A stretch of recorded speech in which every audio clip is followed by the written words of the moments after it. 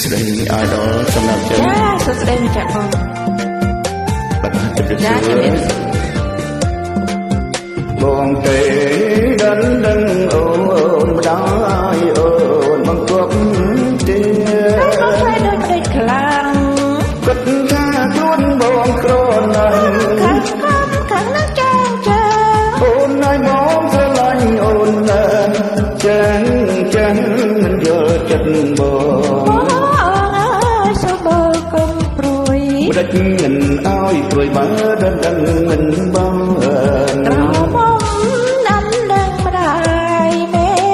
ម៉ាយដំដឹងចិត្តត្រូវហើយណាស្រស់vôមិត្តថ្មីមកអូននៅក្រមុំបាច់តែស្នេហ៍ក៏ដូចជីវិតថ្មីបើអូននៅក្រមុំពិតចិត្តនៅរៀបការរួចហើយទៅអូនអើយម្ដាយអូនមិនអើយបើមិនព្រមឲ្យចាំអត់ជួយអង្វរ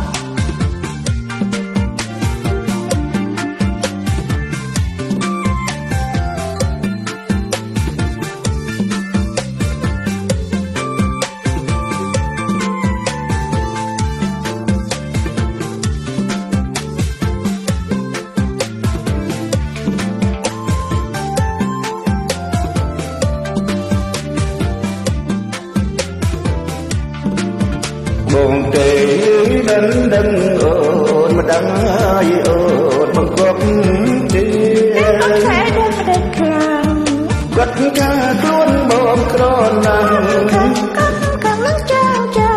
អូនឲ្យបងស្រឡាញ់អូនចឹងមិនយល់ចិត្តបងសូបើកុំព្រួយម្ដេចមិនឲ្យព្រួយបើដឹងមិនបងត្រមដំដឹងម្ដាយមេម៉ាយដឹងចិត្តត្រូវហើយណាស្រស់vôមិត្តថ្មីមកអូននៅក្រមុំប៉ុន្តែស្នេហ៍ក៏ដូចជីវិតថ្មីបើអូននៅក្រមុំពិតចិត្តរៀបការរួចហើយតែ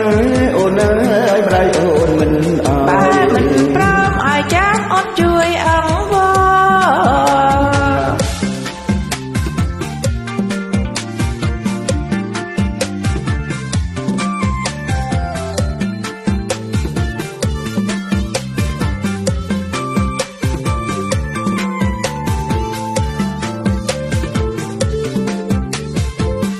សូមអរគុណច្រើនអាយដល់សម្រាប់ចិត្តរបស់ជិរុចាអរគុណចាស់សូមជួបតែសំណាងល្អចាសាធុ